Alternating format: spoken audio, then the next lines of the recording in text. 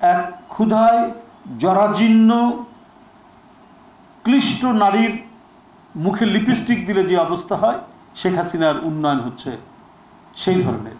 ওই ধরনের নারীকে সাজগোজ করালে যে দৃশ্য লাগে, বাংলাদেশের অর্থনৈতিক দৃশ্য সেই রুগ্ন ক্লিষ্ট নারীকে প্রসাধন চর্চিত করলে যেমন লাগবে বাংলাদেশের অর্থনীতি, তেমনি রুগ্ন ক্লিষ্ট প্রসাধন চর্চিত একটি অর্থনীতি।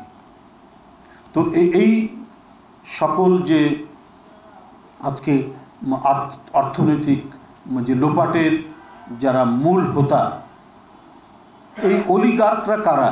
এই অলিগার্করা তো সবই এমপি, মন্ত্রী এবং আওয়ামী লীগের যারা ডার্ক সাইটের নেতা, তাদেরই তো আত্মীয় স্বজন। এবং এদের মধ্যে থেকেই আজকে বিভিন্ন জায়গায় মাফিয়ারা তৈরি হয়েছে। আপনার কালকে ওবায়দুল কাদের সাহেব বলেছেন যে সাংবাদিকরা বাংলাদেশ ব্যাংকে ঢুকবে কেন? বাংলাদেশ ব্যাংক কি নিষিদ্ধ পণ্য? বাংলাদেশ ব্যাংক কি কোনো একেবারে মানে রেস্ট্রিক্টেড ক্যান্টনমেন্ট? আরে ক্যান্টনমেন্টেও তো প্রয়োজনীয় মানে মানুষ যদি একজন বৈধ মানুষ হয় সেদিক দিয়ে চলাচল করতে কোনো অসুবিধা হয় না। আবার দেখেছি যে বনানীর গেট থেকে কাফরুলের গেট, এই রাস্তাতে তো কোনো চেকই করে না ক্যান্টনমেন্টে, যদিও মানে বিশ্বের সব দেশেই ক্যান্টনমেন্ট রেস্ট্রিক্টেড। আর বাংলাদেশ ব্যাংক তো জনগণের আমানত রক্ষাকারী একটি প্রতিষ্ঠান, এটা তো সবসময় অ্যাকাউন্টেবিলিটির মধ্যে থাকবে। এখানে তো সাংবাদিকরা যেতে পারে, সাংবাদিকরা তো আর দুবাইয়ে বাড়ি করেনি, সাংবাদিকরা তো কেউ মালয়েশিয়ায় বাড়ি করেনি, সাংবাদিকরা তো কেউ কানাডায় বাড়ি করেনি, তো তাদেরকে ভয় কেন? ওবায়দুল কাদের সাহেব, আপনি এসব কি কথা বলছেন?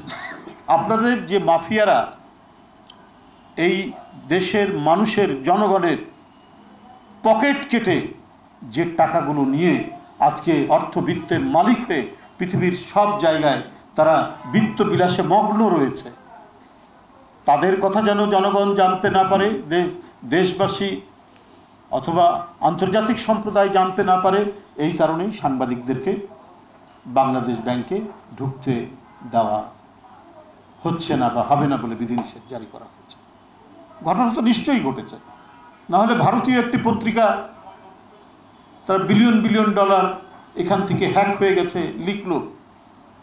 বাংলাদেশ ব্যাংক একটা স্টেটমেন্ট, বাংলাদেশ ব্যাংকে দেবে, আর চাকরি করে, সরকারের চাকরি করে, সরকার যা বলবে তাই শুনতে হবে, তারা সেটা দিয়েছে। কিন্তু মূল ঘটনা আড়াল করে কি রাখা যাবে? সাংবাদিকদেরকে ঢুকতে না দিয়ে কি আপনি ওবায়দুল কাদের সাহেব কতদিন আপনি মুখ লুকিয়ে রাখতে পারবেন, এটাকে ঢেকে রাখতে পারবেন? যে নাশকতার কথা একজন অর্থনীতিবিদ বলেছেন, সেই নাশকতা তো এখন দিনকে দিন স্পষ্ট হচ্ছে যে নিশ্চয়ই সেখান থেকে বিলিয়ন ডলার হ্যাক হয়ে চলে গেছে। আর এটা তো নতুন কিছু না, এটা তো দৃষ্টান্ত আছে, কয়েক বছর আগে তো হয়েছেও তাই। 800 কত কোটি টাকা, 810 মিলিয়ন ডলার, 810 মিলিয়ন ডলার এখান থেকে চলে গেল, এখনো রিপোর্ট দিতে পারেনি। এবং হ্যাঁ, এখনো তার কোনো রিপোর্ট দিতে পারেনি।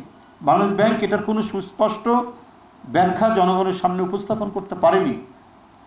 তো এই যে ঢুকতে না দেওয়ার মধ্যেই তো রহস্য লুকিয়ে আছে।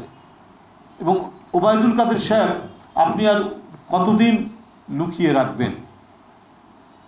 আপনাদের লুকোনো অনেক জিনিস বিভিন্নভাবে তো প্রকাশিত হয়ে পড়ছে। আপনি স্টেটমেন্ট দিয়ে, বক্তব্য দিয়ে কতদিন আর বিরোধী দলকে কোষে গালাগাল দিয়ে আপনি নিজেদের যে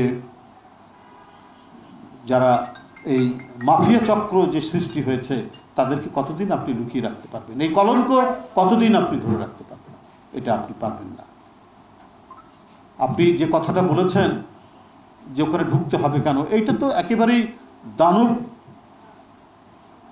সরকারের বহিঃপ্রকাশ ঘটেছে আপনার এই কথার মধ্যে দিয়ে।